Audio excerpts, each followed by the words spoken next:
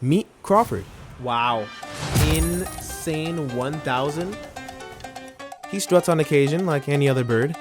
My bird does the same. I love birds. I'm madly in love with parrots. He's doing 75% more damage than the average pal, even though he is very small. Surprisingly though, this isn't as strong as he could be, and this is the only place you're gonna get this question answered. What can a small bird really achieve? How strong can we make this guy? How strong can we make a single pal?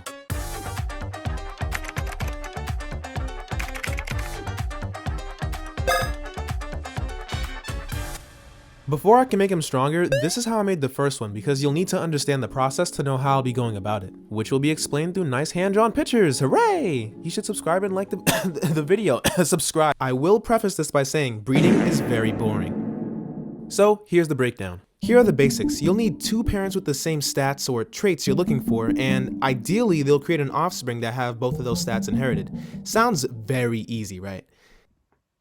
It's not. It's really not. The only large burger-sized problem in this is the stats are randomized for the offspring, meaning there's a chance it'll inherit either one, both, something entirely new that is not in either of their traits, or nothing at all. The traits we're looking for are Brave, Musclehead, Ferocious, and Lucky. This is going to give us 75% damage increase. And as you'll see later, breeding things down to one single pal can get very arduous. So many eggs have to be hatched, it's like I work on a farm. A very nice farm with very nice small birds that are nice and tiny, and I can squeeze them because they're small and they're green and they smell nice too. Okay, we have 4 eggs here to hatch. I am learning along with you guys, but I have a nice little place for them to breed. So what I needed was a farm and parents, which was easy enough, allowing us to breed for the pal that would rule the world. Until I realized this. So now he has 30%, or he has 35% more attack. This is attack plus 20%, and then another one. They're both girls. No, there's no gay sex. Yeah, having them be opposite genders was just another problem that I had to worry about. But my first real obstacle, I needed to find a lucky pal. If you don't know, lucky pals are the equivalent of shiny Pokemon, which is a 1 in 4,096 chance to get one. I'm not sure the rates in Palworld, but they are rare. And I needed a lucky pal that could also breed down into my desired pal. And wouldn't you know it, I found a random one. Great, right? Only problem is I just respawned and I had no loot on me. This means I had no pal spheres to catch it, and I had to create pal spheres with whatever I had at my base. If this didn't work, I wouldn't even be able to start breeding at all. I have 20 balls to do this because I just lost all my stuff. Oh, he's level 2. I don't think I can hit bro at all, or else he's just gonna die. Please catch. And no trolling. Mink. I don't know who I could use to hit him. They might just kill him. Oh, maybe I could like tag him lightly. Okay.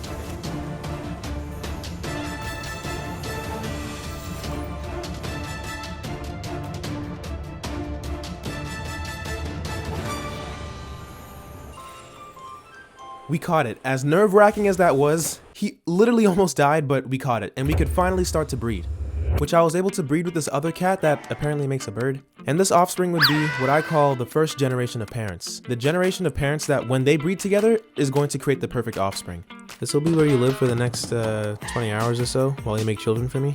You're making a child with this cat. The Cativa, I don't know, passed down the lucky trait, a trait that's normally only on wild lucky pals. Through breeding down this horse and a sheep, how does that work? We got the second of our 4 desired traits, Musclehead. From here, my only plan was to keep breeding them until I got Ferocious and Brave. The only problem, the prep to get the cakes, an item needed for them to breed, took decently long, plus each failed child was 20 more minutes I had to wait to try again, so landing that perfect offspring was crucial. So you could imagine my reaction when I finally hatched this after 3 hours. Oh my gosh, we're actually back. I got it. I literally, okay, not trolling. I sat in my chair, closed my eyes. I was like, okay, Lucky, Ferocious, Musclehead, Brave. Guess what I got? Everyone. Oh yeah, see, look, Brave, Lucky, Musclehead, Ferocious. We got it. So this, 10% attack, plus 30% attack, 40%. Plus another 15% attack. This is now 55%. On top of 20% attack, 75% attack up. This took 5 hours. I'm not trolling. I finally did it, right? Well, turns out, as happy as I was, something didn't feel right after this. Like, I just felt like this was kind of lacking, and that was warranted because there was another trait that I was completely unaware of: legend. This is what I was alluding to at the beginning of the video. Legend can only be found on legendary pals that are in the game, and there's only 5 of them, 4 of which can be encountered in the wild. But why do they matter, right? Legend gives you 20% increased damage as opposed to the 10% I was getting off of Brave. The Crawford I had wasn't perfect, and I understood what I had to do. The Dark Knight of Legend, Necromus. He had Lord of the Underworld and the Legend trait, the last 2 traits I would need to make my perfect pal. He's also paired with Palladius, so you can see which one I like more because of the one I spent more time drawing. Anyway, there was still more work to do. Side note, this is why I did not upload. I was doing this and writing this for 2 weeks. I had to fight the both of them at the same time. And I even had to painstakingly grind all the way to level 50 just so I could have a chance to fight these guys. This is how it went. I died because I got cold. That blew mine. And I got off. But we're back to give him back shots. Go at night, one of them will be asleep. If you know that. He doesn't sleep though. He never sleeps. I know. He's guarding his boyfriend. But they take He's guarding his boyfriend. like. Oh, he's 25. That's reasonable. Stop blocking it. I don't even know his name anymore. Yo, damn, nigga. yo, what? Nigga, backstepping crazy. That was a frame one attack. Can't be too happy. Hold, I'm actually doing pretty good damage. Oh. This is definitely the strat. This is so good because we can get confirms. Hey, yo, relax. You're getting a little too close to me. I baited. No, no comment. Where is he? Well, I am not a stranger to jumping. I'm gonna take this time to 1v2 his mans. Oh, he's right there. He heard that. He said, "Take what opportunity?" Hey, relax. I couldn't move. At this point, I was trying this fight for the past week and a half, and no matter what I tried, I seemed to just keep losing. I was honestly about to quit because I didn't know what else I could do to win. But through the losses, I realized something. I was playing this fight too passively. I was trying to have my pals do all the work because I was too scared to try and engage him myself. And then I got a very harsh reality check from my brother. Something I already internally knew, but was trying to avoid the whole time. I might be coming. Why don't you just put it in the thing? Did you not make any? That's where you're f***ing up, Claxton. You're wasting time, Claxton. No, I didn't know Go that. to the Black Marketeer, get your money up, get a dragon type, and do this properly. You're trying to brute force it and you're wasting time. You're just making it difficult. I'm trying to help you. You really don't want to make the video. Hey, take it. You get mad at me. It's not like the Pikmin. You look like it. Everything he said was right. I knew what he was saying was true. I didn't prepare enough for this fight. I wanted to rush through it because I just wanted to make a video and I didn't want to actually be prepared to take him on and win. My bread was down. I couldn't even go band for band, so I couldn't buy more shotgun shells so I could actually fight him properly. There was a lot wrong that I was doing, and that's why I was relying on my pals so much. I was putting in lackluster effort and I was getting lackluster results. I feel like most people would give up here because a lot of what I went through for these past 2 weeks just doesn't seem worth it to most people, but I had to remind myself of why I started in the first place. Perfect Crawford. I couldn't let this bird down, but more importantly, I couldn't let myself down. I needed to dig deep within myself to find the encouragement and the motivation to go on, and I had to lock back in. So I went back to the drawing board. I went to make the proper preparations so I could actually have a fighting chance, and this was the resulting encounter. Bro, just start burning. My weapon's damaged? Oh, this does no more damage. Uh-oh. Crawford, you do your thing, do your thing, do your thing. This is what you were born for. This is literally what you were born for. Nice, you're giving him back shots, I'm giving him front shots?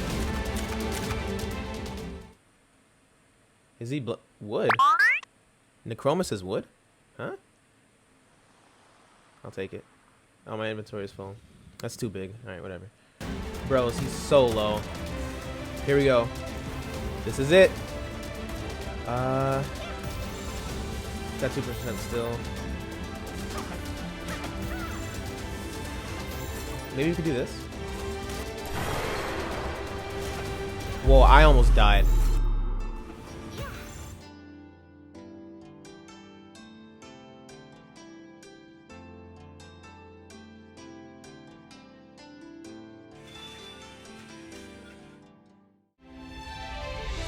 We're back! We're back! We're back! We're back! Oh my gosh. But job's not done. Close, bros.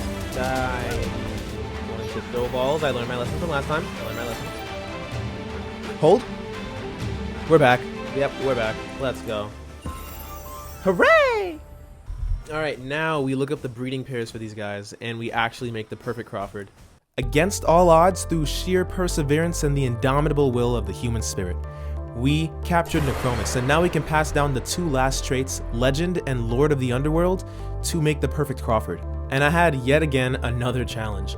For some reason, no matter what I did, I couldn't get an offspring that had all 4 of the traits I was looking for. I know it took some luck, but I just didn't understand why after 4 days I couldn't get one. So after doing more research, I realized I was doing this whole process wrong. Yep, every single thing I did about this was wrong. Completely wrong. Do you know why I was wrong? Well, I'm about to tell you why I was wrong, because you didn't do as much Palworld research as I did. So apparently, when you're breeding, say you want 4 desired traits on a pal, right?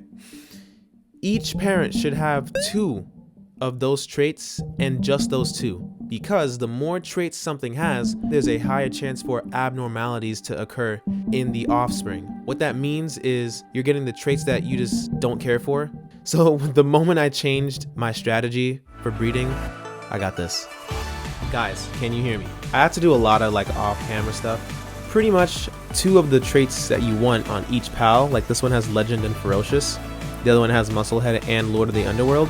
Together, it's about a 1 in 5 chance to get the pal I wanted. So, would you believe that literally first egg after I got these 2 parents, we're back. We're actually back. And it's a girl, which matches Buddy's gender, because I love Buddy, and she's a small tiny parrot. So of course we have 20% increase to dark damage, plus another 30%. This is now 50% increase. With Ferocious is 20%, and Legend is now 90% attack up. So we have the perfect stats, but he can actually be even stronger. So by having 4 Hookerties in my party that boost my pal's dark damage and maxing out his attack stat at the altar, I was able to create the theoretical max damaging Crawford possible. Crawford's really strong, a little too strong at this point, and I began to wonder, could he actually take down a legendary on his own? I mean, it's not far-fetched, her attack stat is already 1200. Now I had to find out, because what good is a maxed out pal if it can't even take on a legendary being? And if this small bird could kill one of the giants in this game, one of the 4 legendary greats, I feel like I did my job right. Next up, Frostallion, the legendary steed of ice. This was going to be a tough encounter, but I had a feeling that Crawford could do it. Alright, Frostallion, have you met Crawford Omega? Don't think you have. I'll introduce you to Crawford. Give her back shots. Nice. Trade. He did not tank that. And reappear on your head. That's a crazy look.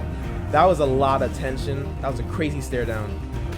Here we go. Nice, good damage. Nice chip, Crawford.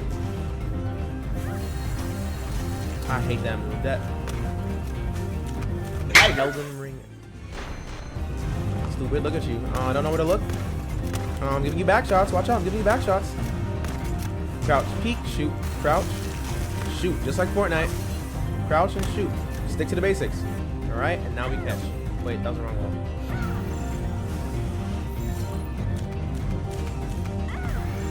This is 18 or 19%. I have 8 balls.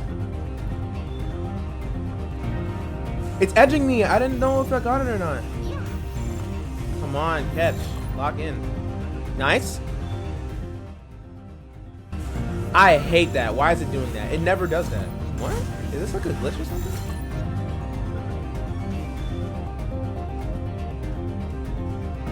Thank you. We're back. Woo! Legend and Swift? We've proved that not only is Crawford one of the strongest pals around, but she can even compete with legendaries. And I actually showed you how you can create one yourself. And I hope that this video showed you not only can you create this for yourself, but in life as well. Sometimes, no, not sometimes, a lot of times we are our biggest problem. We are the ones that are in our own way. When I was fighting the Necromus, I had to do the proper preparation because I was giving lackluster effort and I was getting lackluster results. And only after I adjusted was I able to win. So see in your life, where are you holding yourself back? Because a lot of times It's legit you in your own mind overthinking things, because your gut feelings, your spirit is always telling you what to do. You know deep down, you just gotta lock in. Thank you guys so much for watching. Subscribe if you enjoyed, and I have more content coming soon. Love and light.